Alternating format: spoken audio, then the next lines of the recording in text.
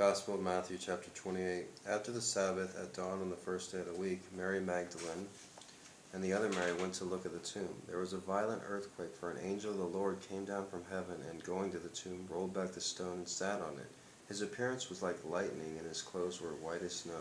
The guards were so afraid of him that they shook him, became like a dead man. The angel said to the woman, "Do not be afraid, for I know that you are looking for Jesus, who was crucified. He is not here, he has risen, just as he said. Come and see the place where he lay. Then go quickly and tell his disciples, he has risen from the dead, and he is going ahead of you into Galilee. Then you will see him. Now I have told you." So the woman hurried away from the tomb, afraid yet filled with joy, and ran to tell his disciples. Suddenly Jesus met them. "Greetings," he said. They came to him, clasped his feet, and worshipped him. Then Jesus said to them, "Do not be afraid. Go and tell my brothers to go to Galilee. They will see me." The guards report.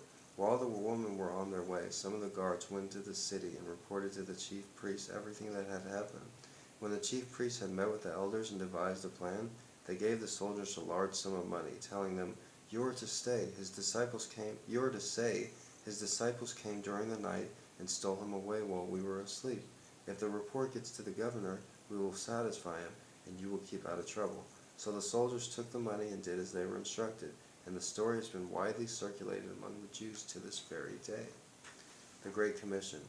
Then the 11 disciples went to Galilee, to the mountain where Jesus had told them to go. When they saw him, they worshipped him, but some doubted. Then Jesus came to them and said, "All authority in heaven and earth has been given to me. Therefore go and make disciples of all nations, baptizing them in the name of the Father, and the Son, and the Holy Spirit, and teaching them to obey everything I have commanded you. And surely I will be with you always, to the very end of age." That was the book of Matthew, the first book of the New Testament.